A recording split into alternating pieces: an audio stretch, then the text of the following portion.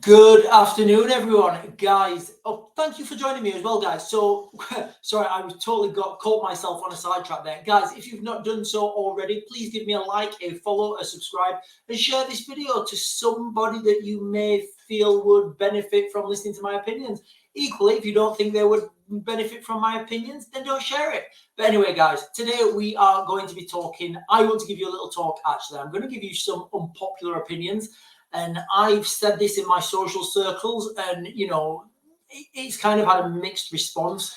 So I'll just come out with it, guys. I said this on one of our live streams earlier on today. I'll post it later on today. Now, the migrant problem in the United Kingdom, it's of our own doing. It's of our mass wokeness has led to this. Equality, all these woke, liberal, left gangs and NGOs. We funded this and we have put ourselves in this situation.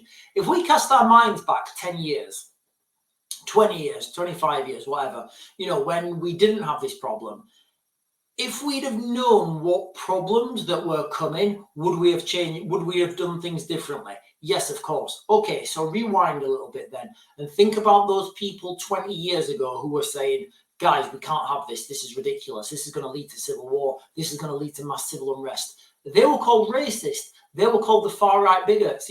They were told and being shunned down to being, you need to be more acceptant. You need to live and let live.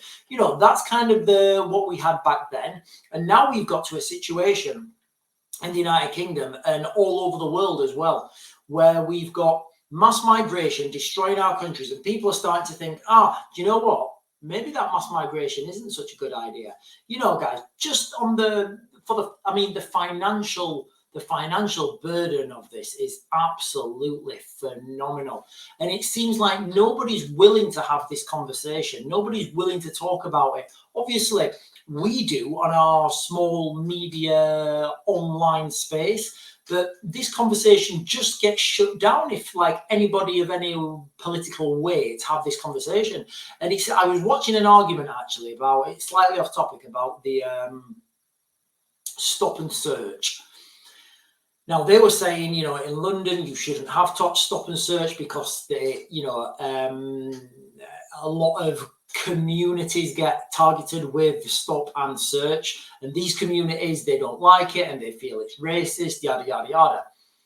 And then this woman came on. She was like one of these total woke leftards. And she came up with some statistic. And this is how you can lie with statistics. This person lied with a statistic. She said, right, but if you target your stop and search, so what she was saying is you have to have intelligence behind a stop and search. You actually increase the arrest rate and you increase the prosecution rate. And I just thought, is she deluded? That's like saying, right, guys, let's get rid of airport scanners. Let's just bin them totally, and let's not have any security checks on our airports. And there's somebody looking at the statistics later and saying, look, because we've not had any security on our airports, and we've only searched people with a credible security, credible intelligence background, we've actually, out of the people who've stopped, we've actually stopped and arrested and apprehended, 100% of the criminals we searched. And claiming that statistic. Yet on the other side, 8 aircraft have gone down, 6 buildings are burning, and 2 countries are in civil war because of this. You see what I'm going? The statistics, you've got to understand the statistics, and you've got to understand these liberal agendas that are being ridiculously pushed onto us. And people, a lot of people just read headlines, and like I always say, guys, the important stuff's usually down at the bottom. People just read headlines and think, oh, right, okay, that's what's happening. But no, you need to look deeper into the statistics. You need to look at things like why it's happening, why those statistics are they are, what's the subject group, when was this taken, because there's always more information to be gathered. So where are we, guys? Hang on. So I'll put this article. I'll not share this one, guys. I've just an article from the Telegraph.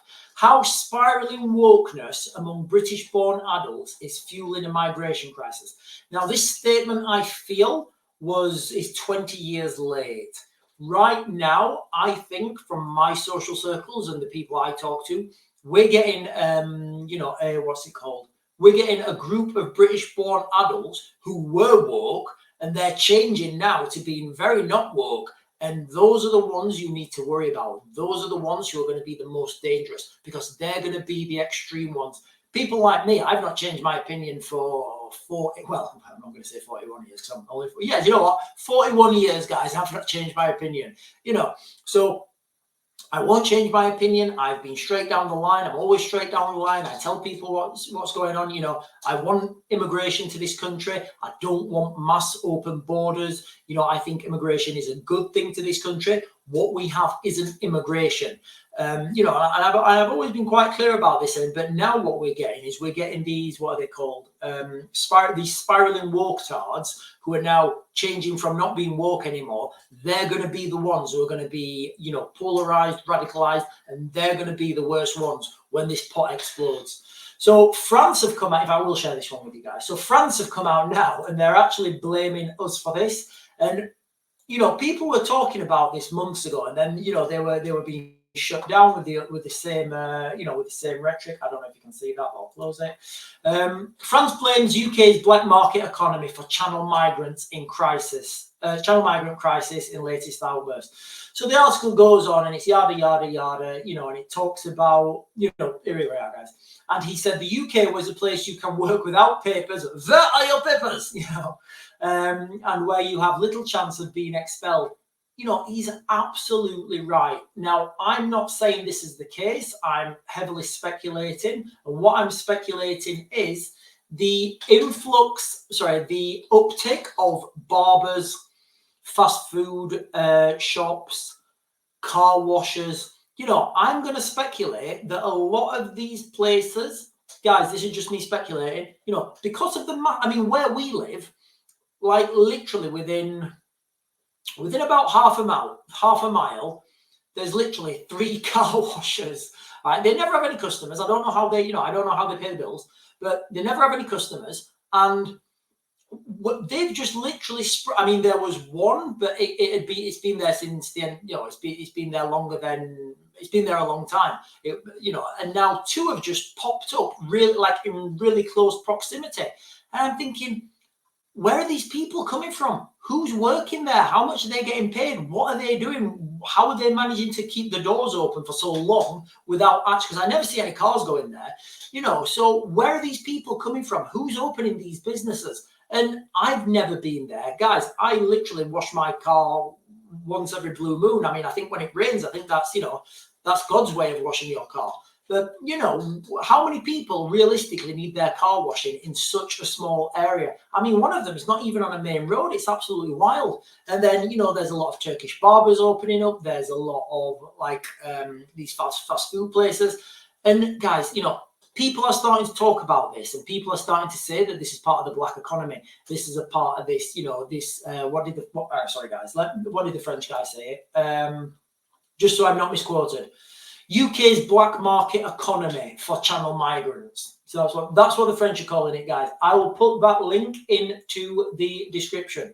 So that's what they're calling it, guys. And it seems like now, potentially, my analysis, my speculation, potentially you could have people coming over from France, from wherever. Once they get here, they get put in hotels and they get given X amount of money. They then work on the black market, on the black market economy, and they're earning more money. So where does this go? And we're going to have a situation, guys, and I keep harping on about this. Literally, it seems like every video I'm saying the same thing. We're going to have a situation this Christmas, especially if it's cold, this Christmas, where we've got people who've paid tax every day of their life.